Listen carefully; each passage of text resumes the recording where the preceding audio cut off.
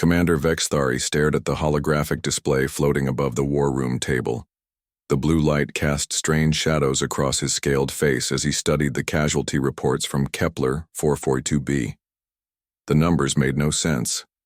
His 3 hearts beat faster as he read through the data for the 5th time, hoping he had missed something obvious. The human Marines had performed exactly as expected. They fought with brutal efficiency, taking ground faster than any other coalition species. Their tactical coordination remained flawless under pressure. Marine casualties fell within acceptable parameters. 12 dead, 37 wounded out, of 200 soldiers deployed. These numbers fit every prediction model the coalition military had developed over 3 years of fighting alongside humans. But the medical corps data made Vexithari's scales itch with anxiety. "Show me the medic reports again," he commanded the tactical officer. Lieutenant Cor-El tapped the control panel with one of her 6 tentacles. Human medical team led by Dr. Kim Tae-ho deployed with Marine Battalion 7, supporting medics Park So-jin, Lee Jun-woo, and Choi Mi-ra. Standard Field Hospital established at coordinate 779. Casualties treated? 243 patients processed through Human Medical Facility. Vexithari's tail twitched. 243? We only deployed 400 total coalition forces. Correct, Commander. Then where did the extra patients come from? Coral's tentacles curled nervously around her console. Enemy combatants, sir. The humans have been treating wounded Void Swarm creatures. The war room fell silent. Admiral Keth Moran of the Crystalline Hegemony leaned forward, his crystal body refracting the hologram light into rainbow patterns. They are treating the enemy? Not just treating them, Cor-El continued, consulting her reports. Field observation teams report human medics actively retrieving wounded swarm creatures from combat zones. They established a separate treatment area specifically for enemy casualties. Vexithari felt his stomach acids churning. The Void Swarm represented everything wrong with organic life. Chaotic, destructive, impossible to reason with. Their creatures attacked without provocation and showed no mercy to prisoners. The standard coalition protocol was simple. Wounded swarm creatures were left to die where they fell. It was not cruelty. It was practical military doctrine. Has Dr. Kim Tae-ho explained his reasoning for this behavior? We requested clarification through normal channels, Coral replied. Dr. Kim stated that his medical oath requires him to treat any injured being regardless of species or allegiance. He said human medical ethics do not recognize the concept of enemy wounded. General Toxandra of the Hegemony Navy shifted uncomfortably in her exoskeleton. This is highly irregular. What does Earth Command say about their medics violating standard military protocol? Earth Command supports Dr. Kim's actions. They state that human medical personnel operate under different rules than combat forces. Medical neutrality is apparently a core principle of human warfare. Vexithari pulled up the tactical recordings from the battle. The footage showed human Marines advancing through the industrial complex on Kepler 442b, clearing buildings with methodical precision. Standard urban warfare tactics, nothing unusual. But then the perspective switched to aerial surveillance of the medical zone. What he saw made his blood temperature drop several degrees. Dr. Kim Tae-ho moved through the field hospital like a force of nature. The human was smaller than most coalition species, but he directed his team with absolute authority. Park So-jin worked on a wounded Altarian soldier while simultaneously monitoring a swarm creature on an adjacent table. Lee Jun-woo carried another, injured swarm being into the treatment area, completely ignoring the creature's attempts to bite him. Choi Mi-ra performed what appeared to be complex surgery on something that looked like a mechanical spider with organic components. Pause the recording, Vexithari ordered. The image froze with Dr. Kim kneeling beside a massive swarm warrior. The creature was easily 3 times the human size, its carapace cracked and leaking acidic blood. Its mandibles could have severed the human's head with minimal effort, but Dr. Kim worked calmly, his hands steady as he applied some kind of medical foam to the creature's wounds. The swarm warrior, Vexithari pointed at the screen. It was conscious during treatment? Affirmative. Observation teams report the creature. remained fully aware throughout the procedure. And it made no attempt to harm Dr. Kim? None recorded, sir. In fact, multiple swarm creatures have been observed cooperating with human medical personnel. They appear to understand that the humans are helping them. Admiral Kethmoran's crystal form pulsed with agitated light. This is unprecedented. The Void Swarm has never shown cooperative behavior toward any coalition species. They attack until they die or we destroy them completely. Yet they submit to human medics, General Toxandra observed. What does this imply about human medical techniques? Vexithari advanced the recording. Dr. Kim finished treating the swarm warrior and moved to the next patient, a coalition pilot with severe burns. The human's behavior remained identical. Same focused attention, same careful movements, same obvious dedication to preserving life. The species of the patient seemed completely irrelevant to the medical team. Continue surveillance analysis, he ordered. The next sequence showed something even more disturbing. A group of swarm creatures approached the human medical perimeter under their own power. They were wounded but mobile, capable of fighting or retreating. Instead, they stopped, at the edge of the treatment area, and waited. Park So-jin noticed them and walked over, completely unprotected except for her medical equipment. The creatures allowed her to examine their injuries. Pause again, Vexithari said quietly. He studied the frozen image of the tiny human medic surrounded by 5 swarm creatures, each one capable of tearing her apart in seconds. Her body language showed no fear, only professional concern for their injuries. The creatures' postures indicated no aggression, only patient waiting. How long did this interaction last? Approximately 40 minutes. Park So-jin treated all 5 creatures and released them back to their own forces. Release them? She let enemy combatants return to their units after providing medical care? Standard human medical protocol, according to their field manual. They treat patients and release them regardless of military allegiance. Vexithari closed his eyes and tried to process what he was learning. Human medics were not just treating enemy wounded. They were creating temporary ceasefires through their presence alone. Creatures that showed no mercy to anyone else became docile patients when approached by human medical personnel. General Toxandra spoke the thought that was forming in everyone's mind. They have weaponized compassion. Explain that assessment, Admiral Kethmoran requested. Consider the tactical implications. Human medics enter combat zones and both sides stop fighting in their immediate vicinity. They treat wounded from all factions, creating zones of temporary peace. Enemy forces begin to view humans differently, not as conquerors but as healers. This changes the entire psychological dynamic of warfare. Vexithari nodded slowly. A human marine is predictable.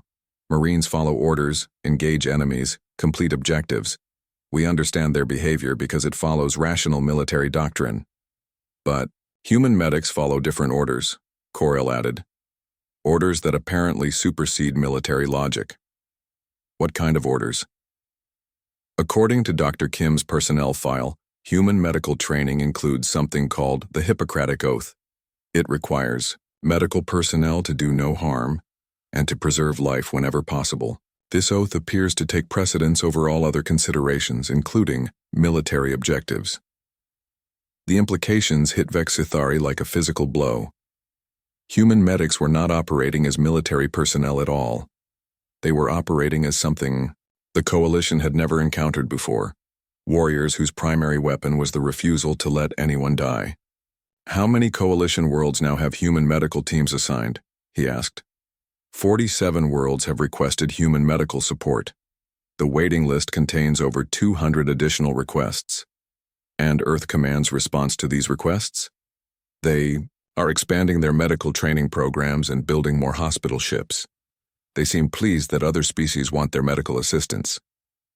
Vexithari stood up from the conference table. His legs felt unsteady as the full scope of the situation became clear. The Coalition had integrated human Marines into their forces because humans were excellent soldiers. But they had also accepted human medics without understanding what that meant. Human medics were not just support personnel. They were missionaries for a completely different philosophy of warfare. A philosophy that said every life was worth saving, even enemy lives. even monster lives. Recommendation, Commander? Admiral Kethmaran asked. Vexthari looked around the war room at the assembled representatives of a dozen species. Each one looked as unsettled as he felt. They were all thinking the same thing. They had invited something into their military that they did not understand and could not control. Monitor all human medical personnel closely, he said finally, and pray that they continue to consider us allies. The meeting ended with a new understanding among the coalition command staff. They had always known that human marines were dangerous, but human medics represented something. Station Commander Zephyr Calandris watched the approaching human ships through the observation deck's massive viewport. The sleek forms of the medical frigate Hippocratic and the marine assault ship Indomitable cut through space like silver daggers against the star field. After 3 weeks of siege, reinforcements had finally arrived at Meridian Station. The station's defensive systems had held against the pirate fleet and their rogue AI allies, but barely.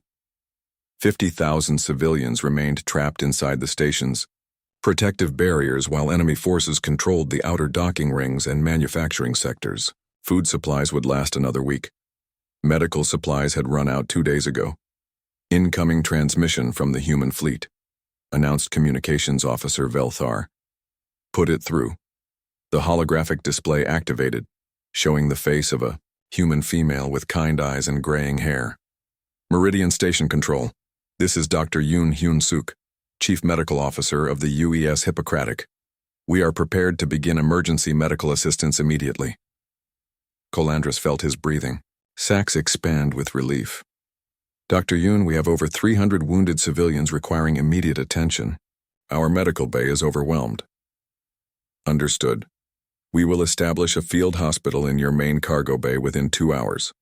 I need a complete casualty report and access to your medical records database. Transmitting now. We also have wounded enemy. Prisoners in detention level 7. Standard protocol applies. There was a pause. Dr. Yoon's expression changed slightly. What do you mean by standard protocol, Commander? The pirates we captured during their initial assault. We are holding them in detention until the engagement concludes. Medical attention will be provided after civilian casualties are addressed. Another pause. Longer this time. I will need immediate access to those prisoners, Commander. Calandris blinked his 4 eyes in surprise. Dr. Yoon, those are enemy combatants. They can wait until our people are treated. No, they cannot. I will need to examine them immediately to determine the extent of their injuries. The station commander felt his stomach plates tighten with confusion. Doctor, perhaps you do not understand the situation. These are pirates who attacked our station. They killed 47 civilians during their assault. They are enemies. I understand the situation perfectly, Commander.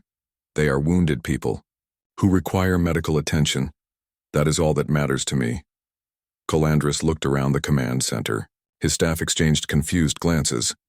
The human doctor was asking to treat enemies before allies. It made no tactical or logical sense. Dr. Yoon, I cannot authorize that.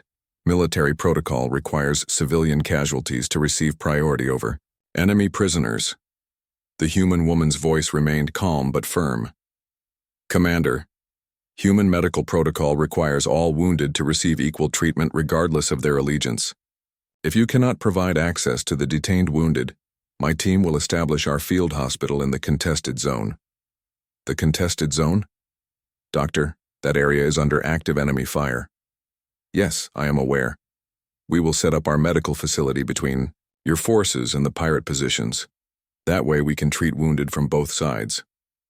Calandris felt his head spinning. The human medic was suggesting the most insane tactical positioning he had ever heard. Dr. Yoon, that would put your people directly in the line of fire. Medical personnel are protected under the Galactic Medical Convention. Both sides are required to respect medical neutrality. The pirates do not follow galactic conventions. They will target your medics deliberately.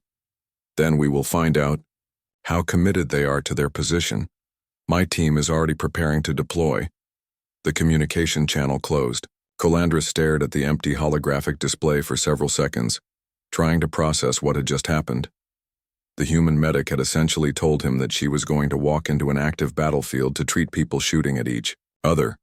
"Sir," called Tactical Officer Morden, "the human medical ship is launching shuttles. They appear to be heading for Section C7.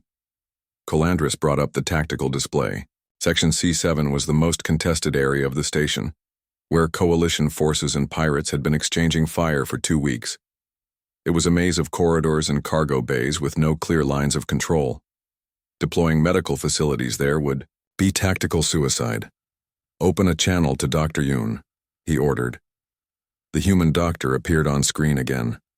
She was now wearing what looked like medical armor and appeared to be standing in a shuttle loaded with medical equipment.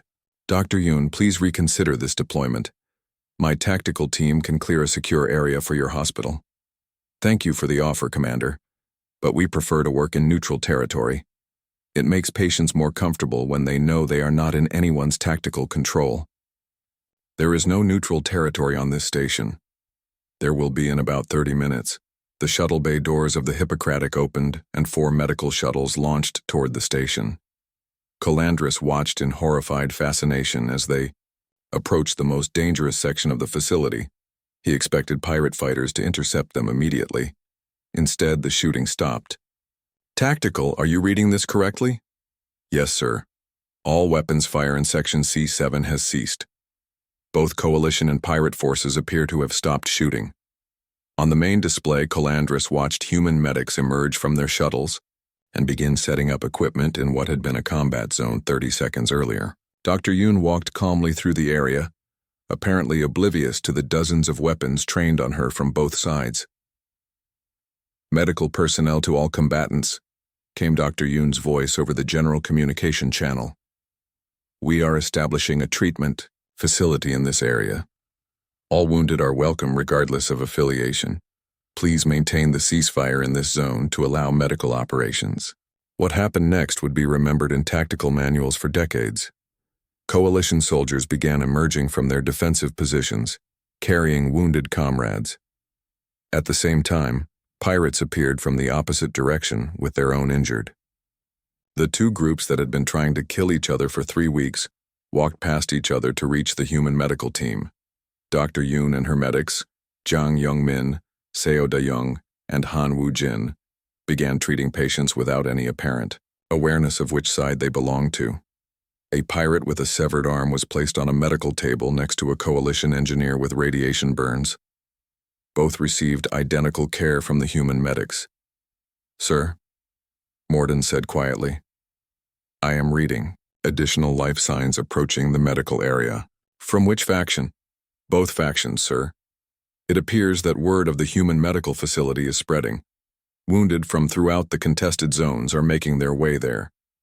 Calandris watched as the impossible scene continued to unfold. Human medics worked calmly while members of 2 armies that hated each other waited patiently in the same area for treatment.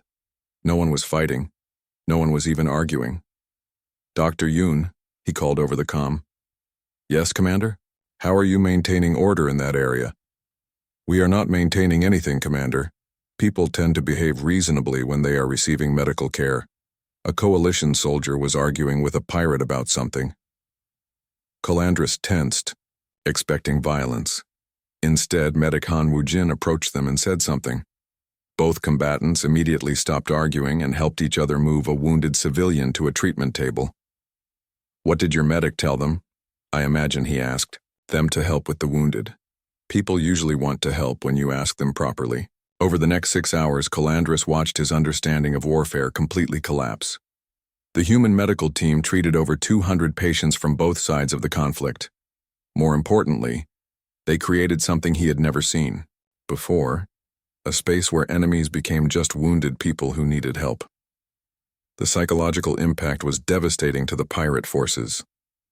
Their entire philosophy was based on taking what they wanted through violence. But the humans offered them something they could not take, compassion that asked nothing in return. "Sir," reported Intelligence Officer Kethmon, "we are receiving surrender requests from 17 pirate vessels." "Surrender requests? Are they requesting terms?" "No, sir. They are specifically requesting to surrender to human medical personnel. They want to be treated as patients rather than prisoners. Colandris looked at the tactical display showing the pirates' positions. They still had superior firepower and could probably take the station if they pressed their attack. Instead, they were giving up to be cared for by 4 human medics. "Dr. Yoon," he called. "Yes, Commander. The pirates want to surrender to you. That is nice. We will treat their wounded and release them to appropriate authorities when they are healthy." "You realize this means we have won the battle?" "I suppose so. We have certainly helped a lot of people today."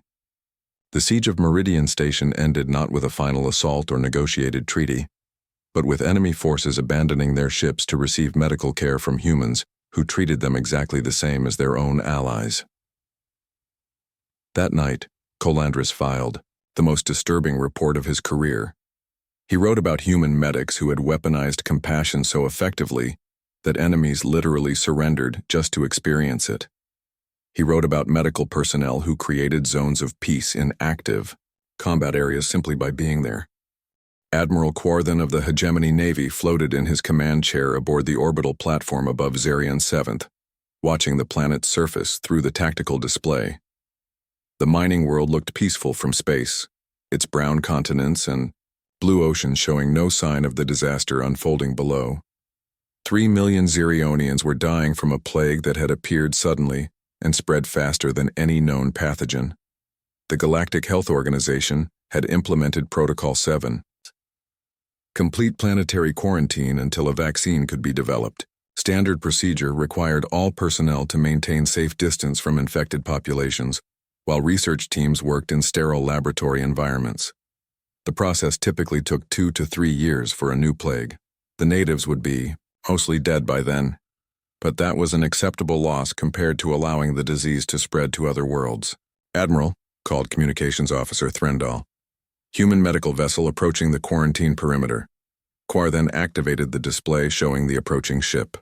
The UES Florence Nightingale was massive, nearly the size of a battle cruiser but covered in medical symbols instead of weapons. "Open a channel," the holographic display activated, showing a human male with tired eyes and graying hair at his temples. "Admiral Quarthen, this is Dr. Bae Inho of the Florence Nightingale, requesting permission to establish surface operations on Zarion 7th. Dr. Bae, I cannot authorize surface deployment. The planet is under strict quarantine protocols. Any medical research must be conducted from orbit to prevent contamination." The human doctor frowned. "Admiral, we cannot treat patients from orbit. We need to work directly with infected populations to understand disease progression and develop effective treatments. Doctor, the pathogen shows 97% mortality rates and spreads through multiple vectors. Direct contact would be suicide for your team." "We appreciate the risk assessment, Admiral. My team is prepared to work under contaminated conditions." Quarthen felt his respiratory systems flutter with anxiety. The humans wanted to voluntarily expose themselves to a plague that was killing entire cities. "Dr. Bae, this is not acceptable. Galactic Health Organization protocols exist to prevent exactly this kind of disaster. You could carry the plague to other worlds." "We have no intention of leaving until the plague is contained, Admiral. My team understands that we will remain on Zarion 7th until the crisis is resolved. That could take years. Then we will work for years." The communication channel closed. Quarthen stared at the empty display, trying to process what the human had just told him. Dr. Bae was proposing to maroon his entire medical team on a plague world with no guarantee they would ever leave alive. "Admiral," reported Tactical Officer Velmore. "The human ship is launching shuttles. They appear to be heading for the primary infection zone." Quarthen brought up surface surveillance. The city of Kethmoran had been the first to show plague symptoms. 90% of its population was already dead. The few survivors huddled in buildings too weak to seek help. It was the worst possible place to land. "Track those shuttles. I want to monitor this situation closely." The human shuttles landed in the city's central plaza, surrounded by abandoned buildings and empty streets. Dr. Bae emerged first, followed by his team, virologists Oh Yoon-ji, Kim Dong-hyun, and research medic Nam Sun-hee. They wore protective suits but carried equipment. that suggested they planned to stay for an extended period. Dr. Bay, Quar then called over the comm, recommend immediate withdrawal. That city has the highest concentration of active plague vectors on the planet. Thank you for the update, Admiral. That makes it the ideal location for our research facility. The human medics began setting up what appeared to be a permanent medical station in the middle of the infected zone. They established equipment that could only be used for long-term patient care, beds, surgical facilities, even what looked like a kitchen. Within hours, surviving Zarionians began approaching the human facility. The natives were clearly dying, their scales falling off and their breathing labored. Standard protocol required maintaining at least 50 meters distance from infected individuals. The humans invited them inside. Dr. Bay, Quar then called urgently, you have allowed infected natives into your medical facility.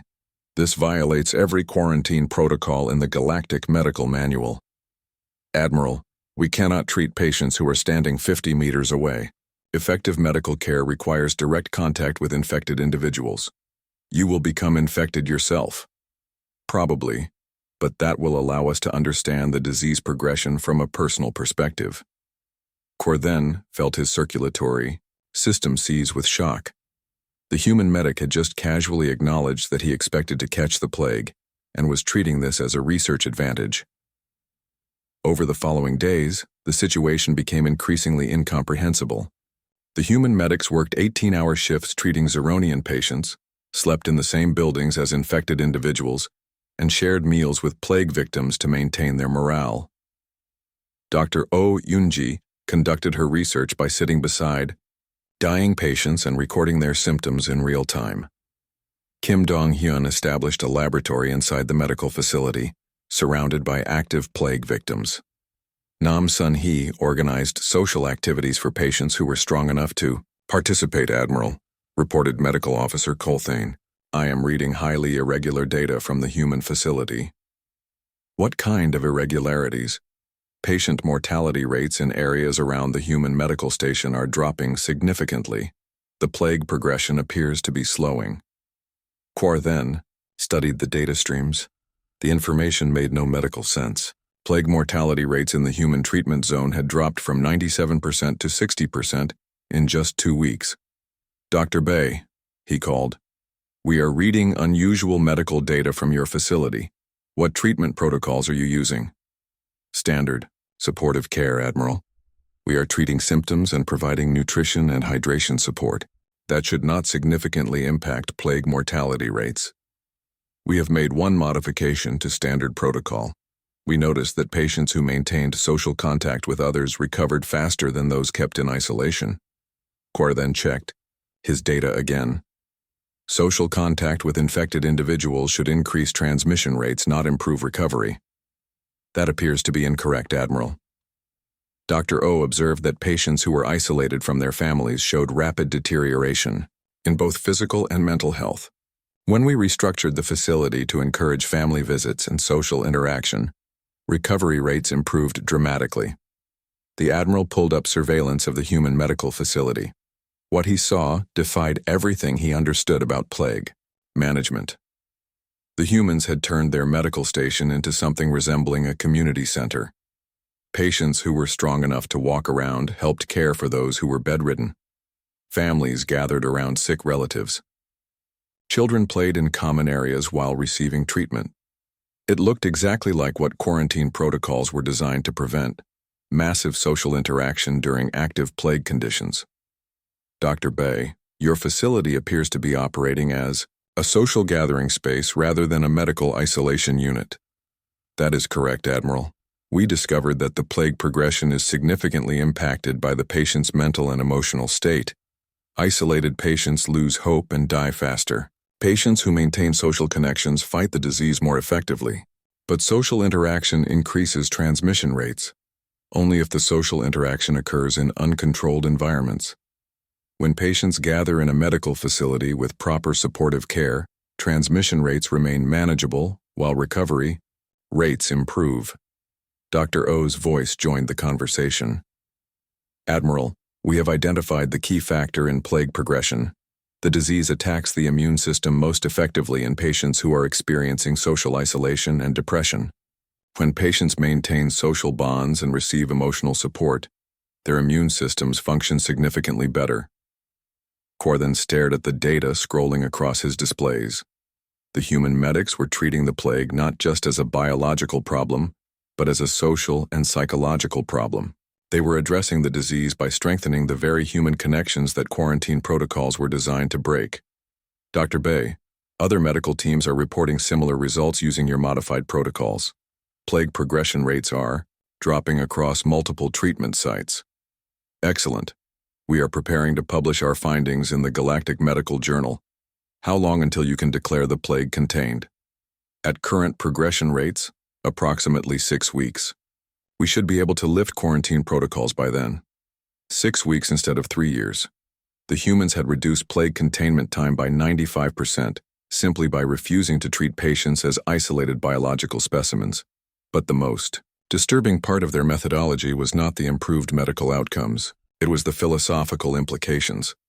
The humans had succeeded because they refused to accept that saving lives required sacrificing social bonds. They had proven that medical care was not just about treating disease, but about maintaining the connections that made life worth living. Admiral Kaur then filed his report with growing unease. The human medics had not just contained a plague faster than any other medical team in galactic history. Coalition Admiral Thex Marin stood in the prisoner processing facility aboard the neutral station Harmony Point, watching the most disturbing prisoner exchange in galactic military history unfold before his eyes. The war with the Obsidian Collective had reached a stalemate, and both sides had agreed to exchange captured personnel through neutral mediators. The problem was that the prisoners being returned told two completely different stories about their treatment. Coalition prisoners, returning from collective facilities, arrived in medical transport pods, barely alive after months of deliberate neglect and abuse. They were malnourished, diseased, and showed clear signs of psychological torture. Many required immediate emergency medical attention just to survive the exchange process. Collective prisoners returning from coalition facilities walked off the transport ships under their own power, looking healthier than many active duty soldiers. Admiral, called Medical Coordinator Velthax. The human medical officer is requesting to speak with you. Dr. Lim Yu-jin entered the command center, followed by her team, medics Park Ki-tai, Jung Ha-young, and Shin Jae-min. She looked tired but determined, carrying data tablets that undoubtedly contained more disturbing information about human medical practices. Admiral Thex Marin, we need to discuss the prisoner exchange protocols. Dr. Lim, the exchange is proceeding. According to the agreed schedule, is there a medical concern? The human doctor activated her data tablet, showing prisoner health assessments. I have serious concerns about releasing collective prisoners back to their own forces. Medical and psychological evaluations indicate that many of them will face execution upon return. Admiral Thex Marin's 4 eyes blinked in confusion.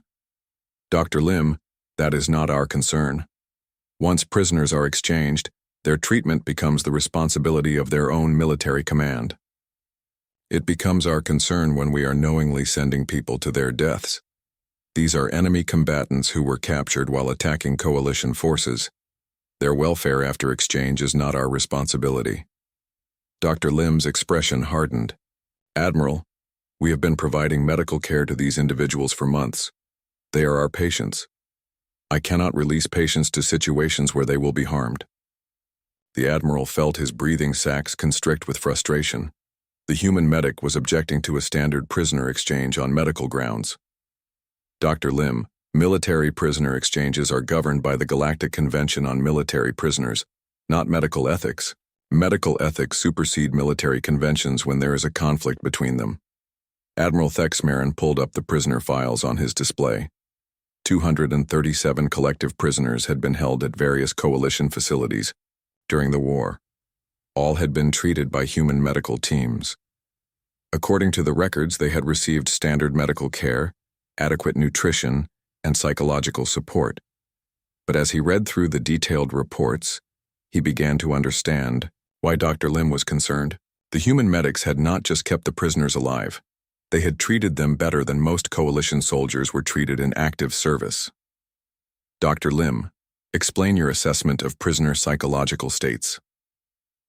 60% of collective prisoners are showing signs of what humans call Stockholm Syndrome, but directed toward medical staff rather than interrogators. They have experienced competent medical care for the first time in their lives and are psychologically dependent on continued treatment. And this creates what kind of problem? They do not want to return to the collective.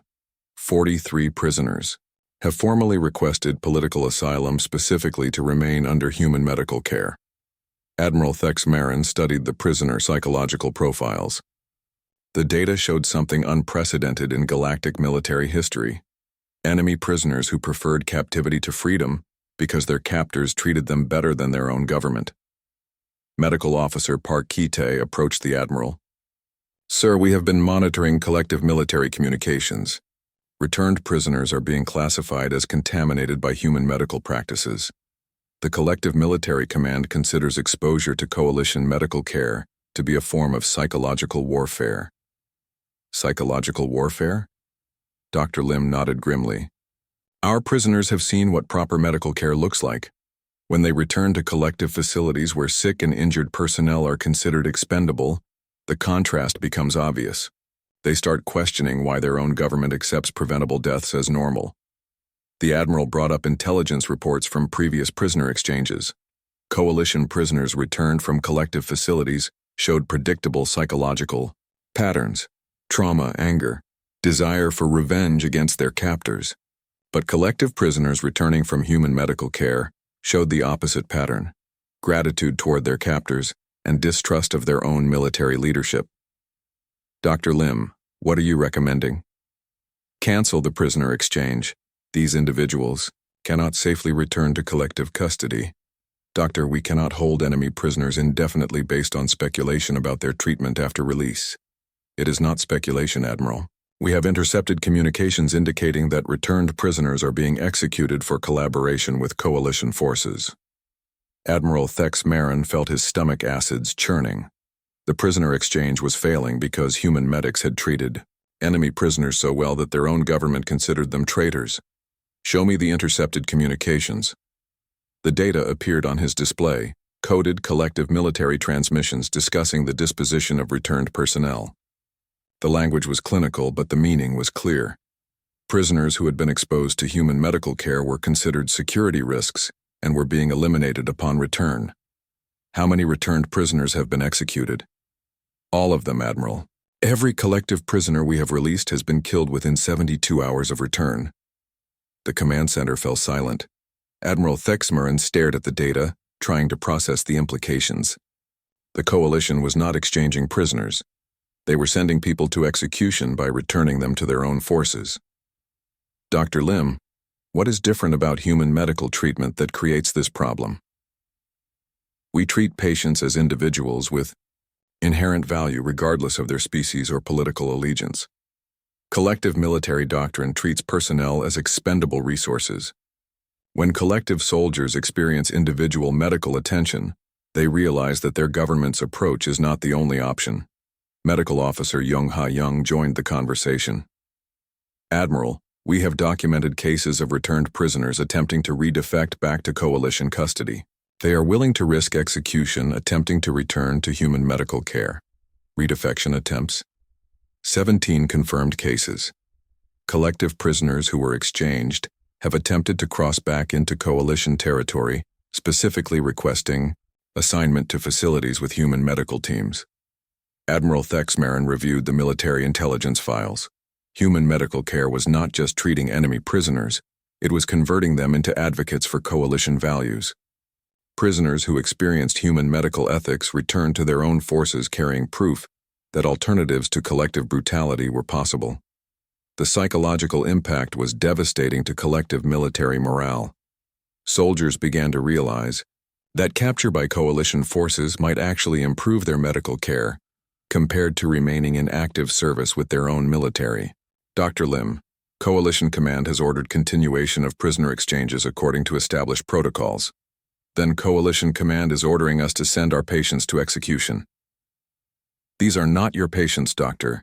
They are enemy prisoners of war. Dr. Lim's voice remained calm but firm. They became our patients the moment we began treating their injuries and illnesses. Medical ethics do not recognize the concept of enemy patients. The standoff continued for 3 days. Dr. Lim and her medical team refused to release prisoners to what they considered certain death. Coalition Command insisted that military protocols took precedence over medical concerns. The collective demanded return of their personnel according to the exchange agreement. The resolution came from an unexpected source. The collective prisoners themselves voted to refuse repatriation and requested permanent political asylum in coalition space.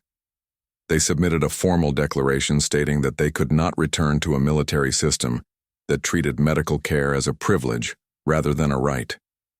The prisoner exchange collapsed completely when the collective refused to accept back prisoners who had been contaminated by human medical ethics. They demanded that coalition forces detain the prisoners permanently, rather than risk having them spread their new understanding of what medical care should look like.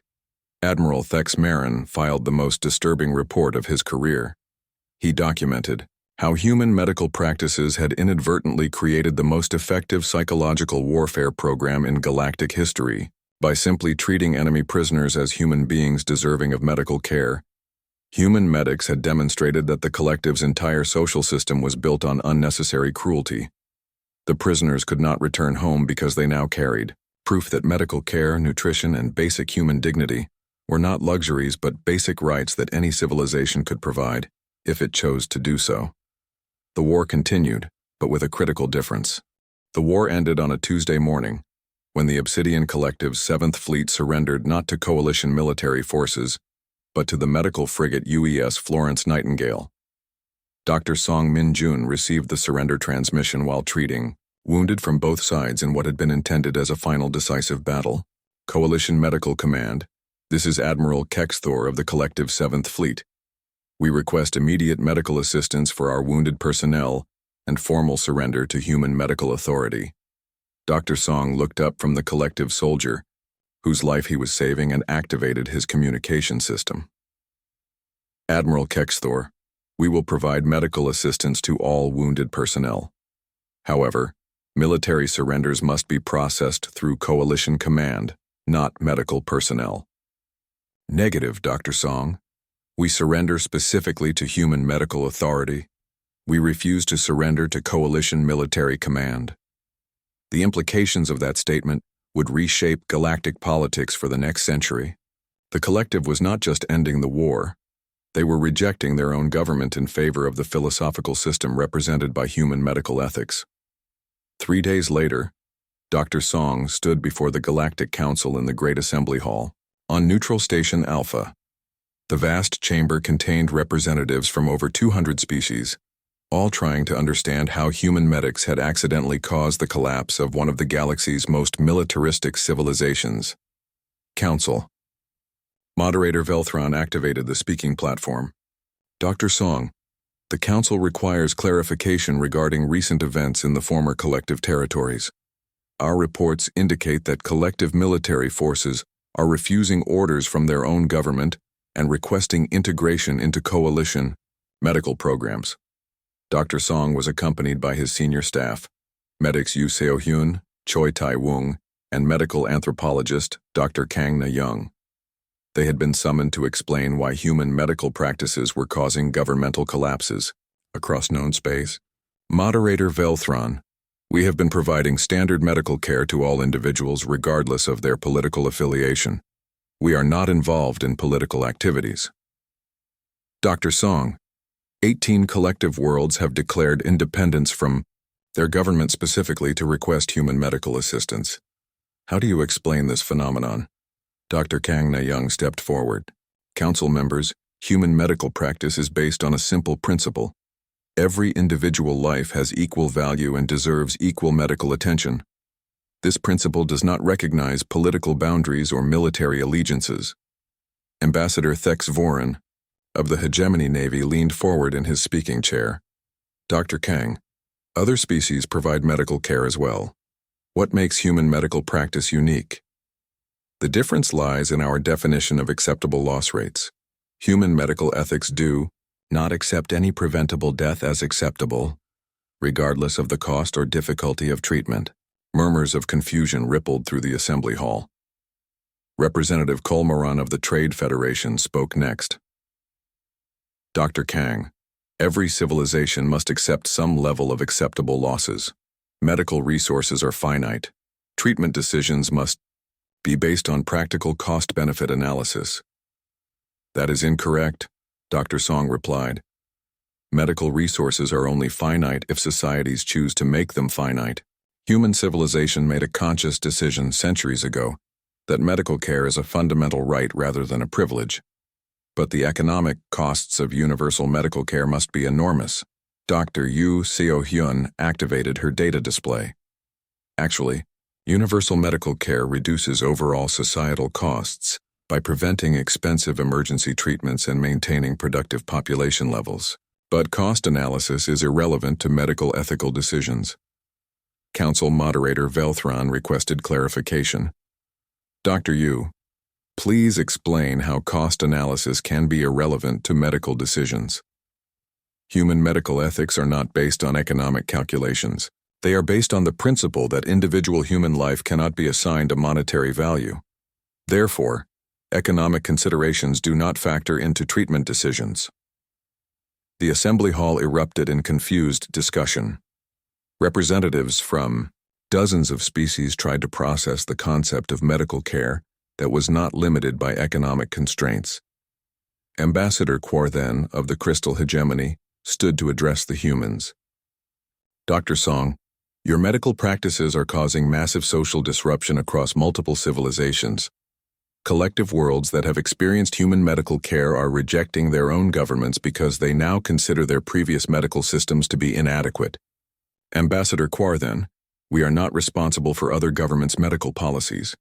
We simply demonstrate that alternative approaches are possible. But your demonstration is causing civilizational collapse. Dr. Choi Tae-woong stepped forward. Ambassador, civilizations that collapse when their populations experience adequate medical care were probably not stable to begin with. The uncomfortable truth hung in the air like a toxic gas. Human medics were not conquering other civilizations through force. They were proving that most galactic civilizations were built on the acceptance of unnecessary suffering and preventable death. Representative Morthane of the Altarian Republic asked the question that everyone was thinking. Dr. Song, what is the ultimate goal of human medical expansion throughout the galaxy? There is no expansion goal, Representative Morthane. We respond to requests for medical assistance from any civilization that asks for help. Our goal is simply to reduce suffering and preserve life wherever possible. But the psychological impact of your medical practices is destabilizing established social orders across known space. Dr. Song paused before answering, understanding that his next words would determine humanity's place in galactic politics. Representative, if providing excellent medical care destabilizes a social order, then perhaps that social order was not worth preserving. The assembly hall fell completely silent. The human medic had just suggested that most galactic civilizations were morally inferior to human standards. Council moderator Velthran called for recess to allow representatives to process this information. When the session resumed, the tone had changed completely. Dr. Song, the council has discussed your presentation. We have reached a conclusion that concerns us greatly. Human medical practices appear to be proof that our civilizations have been accepting preventable suffering as necessary when it was actually optional. That is correct, moderator. And you intend to continue demonstrating this alternative approach throughout the galaxy? We intend to continue providing medical care to anyone who requests it, yes. Even if this causes other civilizations to question their fundamental social structures? Especially then. The final vote was unanimous. The Galactic Council formally requested human medical teams for all major population centers throughout known space. Not because they wanted human medical technology, but because they needed proof that their societies could be better than they currently were. But the Council also issued a classified directive to all member governments: monitor human medical personnel closely and prepare for massive social changes as populations experience what adequate medical care actually looks like. Dr. Song and his team returned to their work, unaware that they had been classified as the most dangerous ideological weapon in galactic history. They continued treating patients without regard for species, politics, or ability to pay, demonstrating daily that advanced civilizations could be measured not by their efficiency in dealing death, but by their refusal to accept any death as inevitable. Within 5 years, the galaxy had adopted what historians would call the human medical doctrine. Combat mortality rates dropped by 90% across all species, but more importantly, entire civilizations began to restructure their social systems around the radical concept that individual life had infinite value. The transformation was not without resistance. Some governments fell when their populations realized that their medical systems were deliberately inadequate. Military hierarchies collapsed when soldiers discovered that their own medics could provide better care if given proper resources and authority. But the changes were irreversible. Once populations experienced human standard medical care, they refused to accept anything less from their own governments. Dr. Song filed his final report from the UES Nightingale as it prepared to respond to medical requests from 37 different worlds. He wrote about the strange responsibility of being living proof that civilization could be more compassionate than it currently was. He wrote about the unintended consequences of treating every patient as if their life mattered equally, regardless of who they were or where they came from. He wrote about the terrifying power of demonstrating that most suffering was preventable if societies chose to prevent it. But mostly, he wrote about patients whose lives had been saved by medics who refused to accept death as an inevitable outcome of injury or illness. The galaxy had learned to fear human medics not because of what they could destroy, but because of what they proved was possible to build. And that lesson would echo through galactic civilization for 1,000 years, carried by every medic who looked at a dying patient and said the most dangerous words in known space.